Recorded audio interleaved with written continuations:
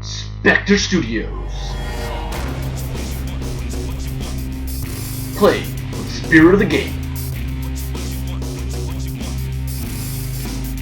Come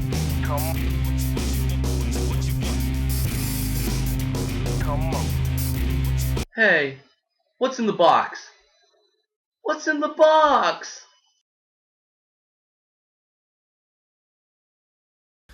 Hey folks, Benito here for another unboxing. This time I have Mist Hunter. This is the new wave coming in, and so I'll get this ship kind of opened up. Fantasy Flight gave a little bit of a preview of the ship, so I'm a little excited about this because this has a new feature we'll be learning in the new game mechanics that has the trap room. So pretty excited about that. Alright. So, fished out of here. Alright. So, this is a very interesting design, I think, for the Star Wars universe. And I haven't seen a lot of these ships because of the difference of they're coming in, and this will be flashing up in front of you. So, kind of looking at it, again, beautiful, detailed, really looking at it. Nice little part to the paneling on the back end. And it's got a, to me, a very classic look design of almost of a modern day shuttle that we're looking at that now. Still electric engines and a couple weapons on the top, on the very little wing part. So yeah, looking neat. I think it's a nice little cool part to that. Let's see some of the aspects it brings to the table.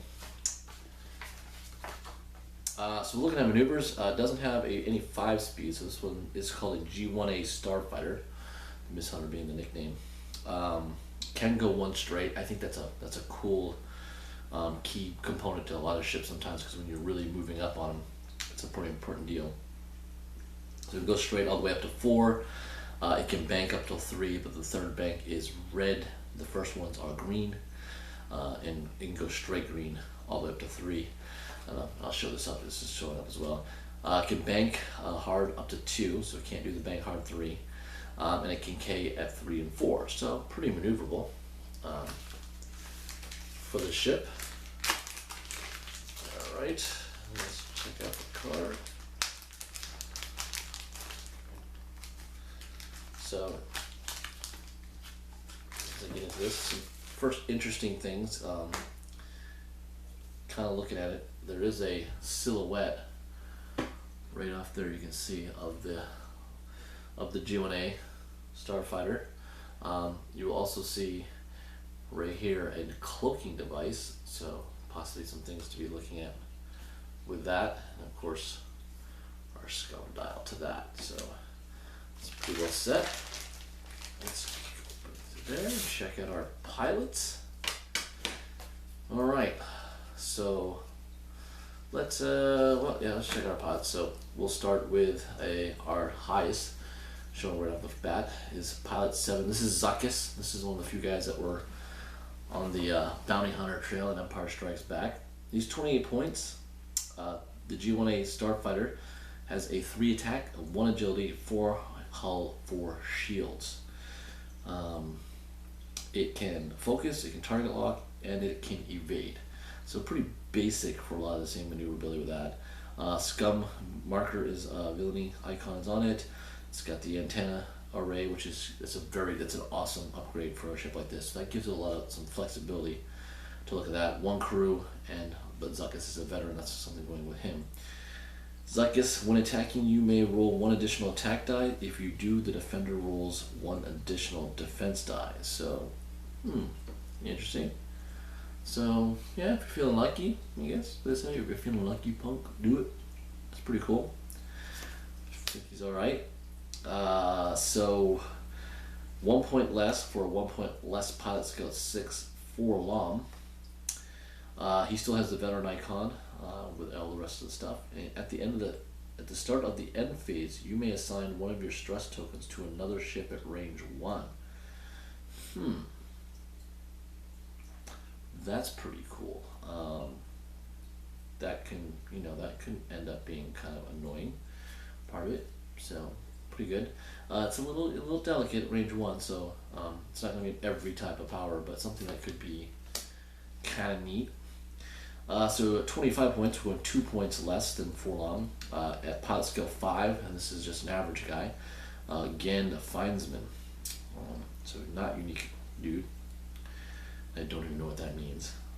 Oh, I guess it says it. The legendary Findsmen of Gand worship the enshrouding mist of their home planet, utilizing signs, augurs, and mystical rituals to track their quarry. So it's an interesting group. They still hold the veteran upgrade, so pretty much that's your choice there if you want to give a 2 point less to keep the veteran upgrade without any powers. 23, this is the cheapest that you can get the G1-A Starfighter. The pilot level will be 3, so again, that's their lowest aspect that you get that. It's called a Ruthless Freelancer. This will also lose the veteran icon status. And it says the Bible has drive yards earned a reputation for producing starships of questionable quality, but their willingness to perform modifications of questionable legitimacy kept business brisk. So, pretty interesting there. So, that's pretty cool. Before I get into anything else, we'll look at some of the cards they have. So, modifications and titles. I believe this is we've done cloak and decloak actions here that come with that. So we got dual upgrade cards. Dual upgrade cards are double faced because they do not have a card back. They can be identified by the symbol in the lower left corner. Where a ship equipped with a dual upgrade card is placed in the play area during setup, its equipped dual upgrade card can be placed with either side face up. Dual upgrade cards are not active until they are placed in play area during setup. Only the face-up side of the dual upgrade card is active. So, we got a very big tournament card right here. So this is probably looking at some things to allow players to adapt to their opponent depending on who they are facing.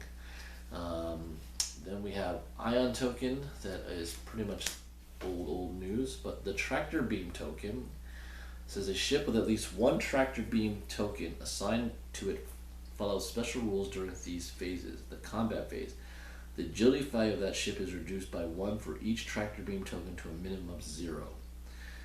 Ooh, that's pretty neat.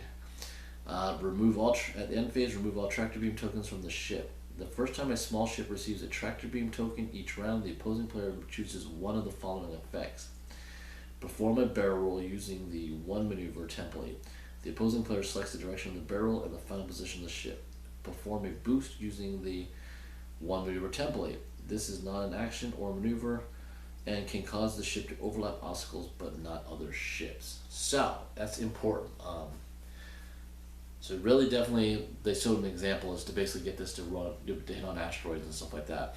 But here it's showing that you can't bring it onto another ship. So that's a little interesting in that aspect there. So let's check some of what we have here. So this is the first one I see is this adaptability. So we got 2 of the things like this, and let's see what we got here. So decrease your pilot skill value by 1 or increase your pilot skill value by 1. Doesn't cost any points. It's a veteran upgrade. I guess you're gonna have to comment below, tournament guys, how, I can see increasing it. I don't know by decreasing it how effective that is.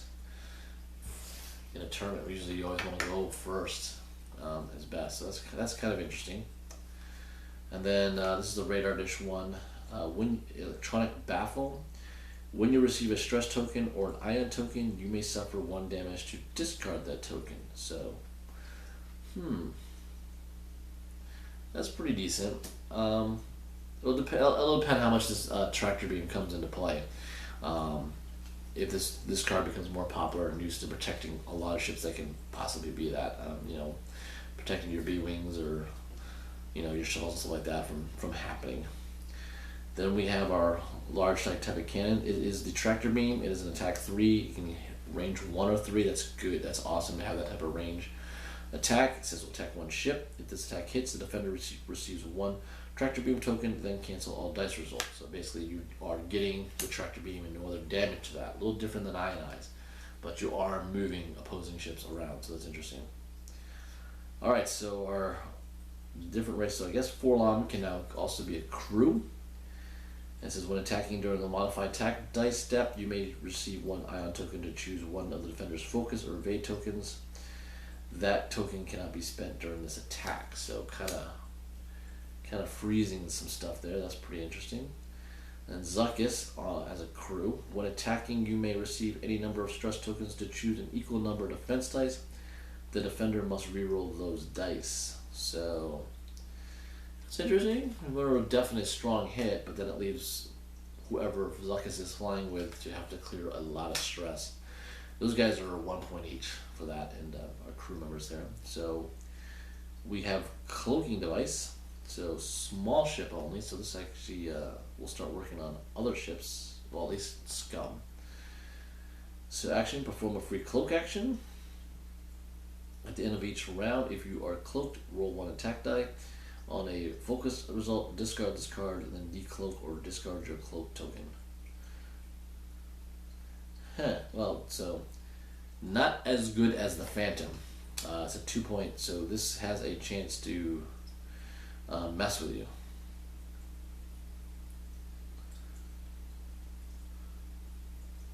It says round, so interesting. Alright, then we got the Mist Hunter title, the G1-A Starfighter only, as per the package box. Your action bar gains the barrel roll action icon. You must equip 1 tractor beam upgrade card, paying its squad point cost as normal. So this is kind of gives, I guess, Zuckuss he's a little bit more wily on the crew aspect of that. So thoughts and feelings of this. I think this is a very, very cool ship because of it's bringing the tractor beam in, and I think that's really, really cool. Also looking at, let me see, the ship itself is going to be pretty decent. I mean, the 3 firepower is phenomenal. That's definitely one cool thing out of it. The 1 agility is always something that that's going to hamper the ship. But the cool thing is, I think this is a great amplified ship for a lot of Scum ships, because with the tractor beam, if it's on, reducing one of the agilities on the opponent's ships, you can really help hammer some opponents, and also put them in positions that will really, I think, will really make a lot of interesting play to that. A lot of the cards there, besides the title of Mist Hunter, I think the dual cards are interesting format, being the first one. I don't know how much adaptability comes into a lot of play, except for basically getting an easy to get 1 skill upgrade for one of your dudes. But it's a nice, interesting way to start seeing some choices for tournaments. Like, this is the way they're going tournament wise. I think it's going to be very, very interesting with that. So let me know what you guys think. There's some things that you can see kind of playing better with. Of course, this tractor beam came through the Scum, but it is a heavy cannon thing like that, so a lot of the ships can use this tractor beam type of power. So it'll be interesting to see exactly who starts pulling it out with stakes. So thanks again, and remember, don't forget to subscribe. You can see a lot more unboxings for X-Wings, the miniature game, as well as a lot of battle reports that we have done as well. And if you like anything, or you want to ask questions, or also get a chance to play with us if you're in the Southern Maine area, make sure you go to our website, spectrestudios.us, and you can join us at the forum and find a lot of our members there, and chit-chat with us that way there, and get something in. Alright, thanks.